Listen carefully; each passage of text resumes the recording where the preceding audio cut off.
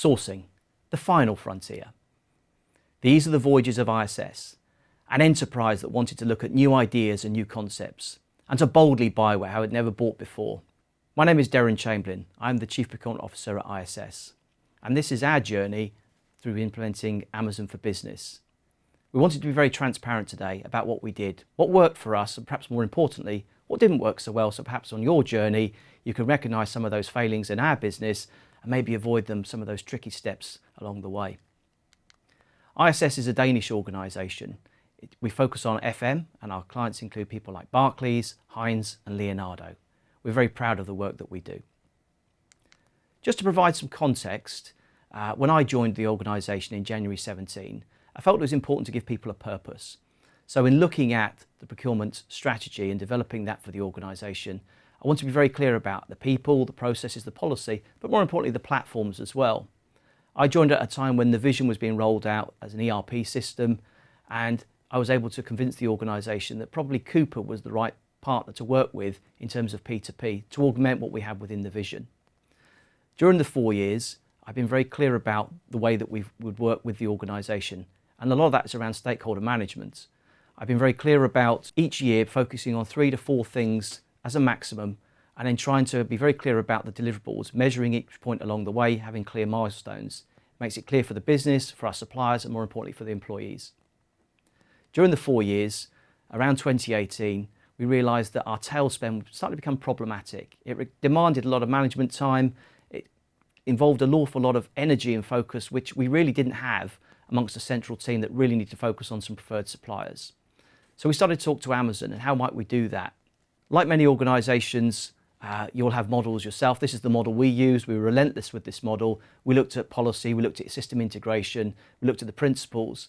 But the thing that really delivered the most benefit from this was the communication. We used all communication channels available to us, and we talked to stakeholders through drop-in sessions, through digital communication, through to one-to-ones, just to take people along that journey to make sure they were comfortable.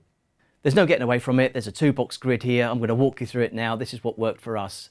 As you might imagine, there are a number of stakeholders I need to stay very, very close to. That was the senior team and some of the functions, some of the governance functions like IT and finance. When I started talking about system integration and sharing information digitally with suppliers, immediately you might expect there was a little bit of, oh, we can't do that.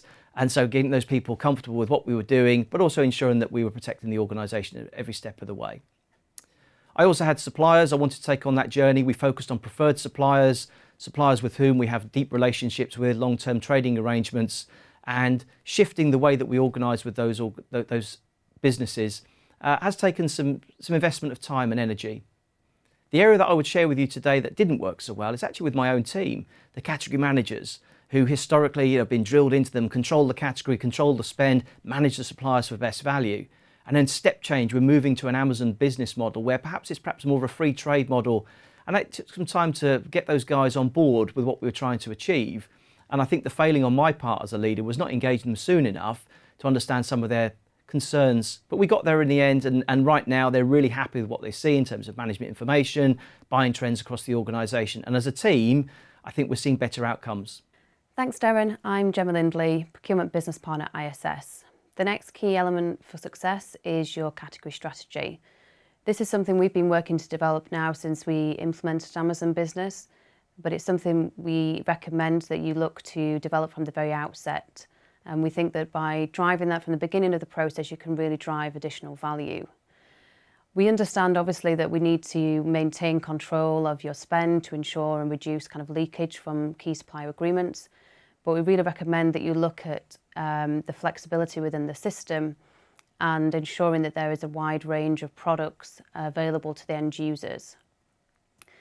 Obviously, leakage is important to manage, but what we've definitely found from feedback from users is that if you have too many controls and restrictions in the system, it potentially will put them off and they may just revert back to using kind of existing buying channels. The key part to this element of success is engaging and driving engagement with your category teams.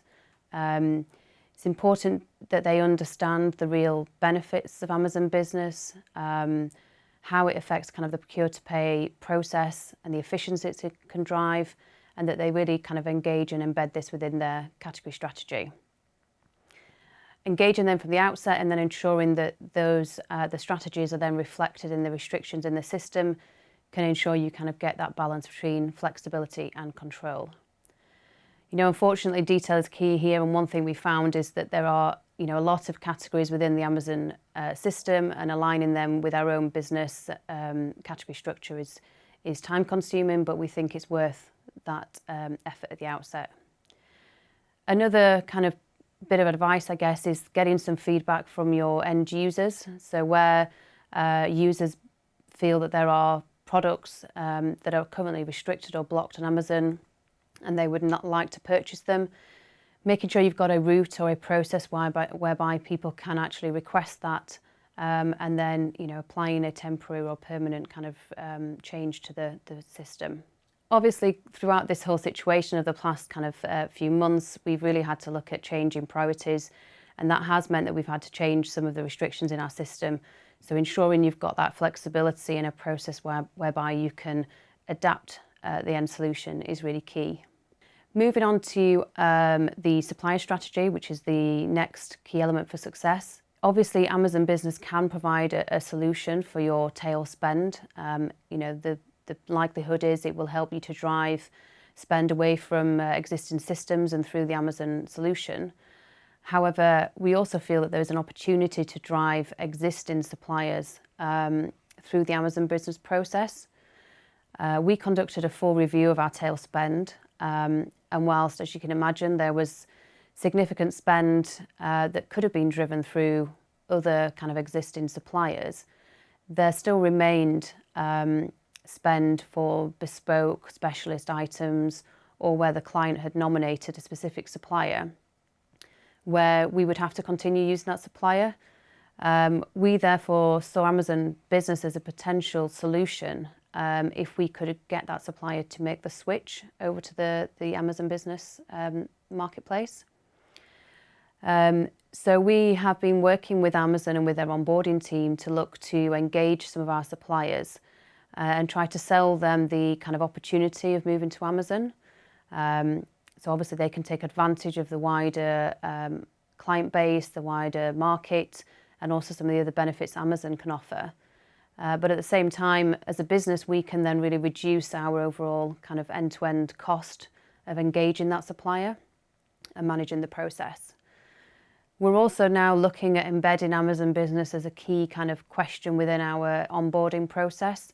So ensuring that we can really drive the use of the solution from the very outset of engaging with a supplier. One thing I'd really recommend is you take the time to check existing suppliers and see whether they're already available on Amazon.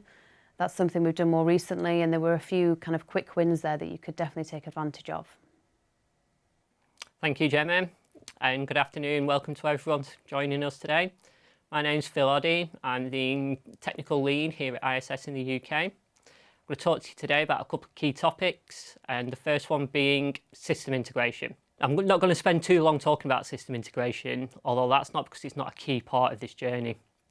As you can see from our summary, we have a very simple setup, and simplicity is the key. We have our Amazon for Business embedded within our own purchasing platform, which in our case is Cooper, and we have that backed up by a purchasing card. This is our approach, and each one needs to be different, but each one should equally be as simple.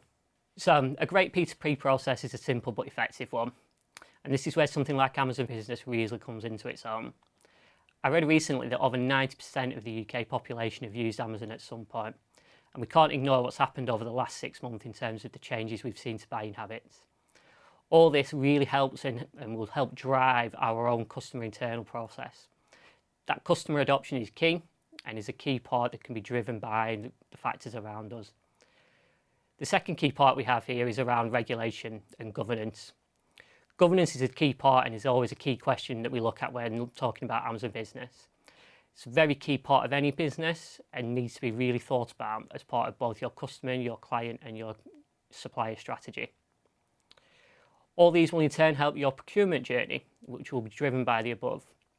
These will really help, again, in terms of your strategies going forward, and having a clear, concise and precise strategy will really help. And so the final part is the technology. And as I've mentioned, system integration is a key part of this. But what we also see is the familiarity that Amazon brings will help drive that technology and development. We've worked closely with Amazon over the last couple of years to really help and drive our technology and our setup. And all this has led to a much smoother, slicker process. So in summary, we need a smooth, slick, efficient process that's really going to help drive adoption and maintain our key stakeholders, both internally and externally. All of these combined together with the topics we've covered so far will really help drive that adoption and really help you get the best out of Amazon for Business going forward. Thanks for listening, and back to you, Darren. Thanks, Phil. So look, you've heard from the ISS team. Hopefully that's been fun and a little bit informative for you. We've tried to be as honest as possible about our implementation and our journey. So now it's over to you. Here's the challenge. On the balance of everything you've heard, how likely are you to implement Amazon Business?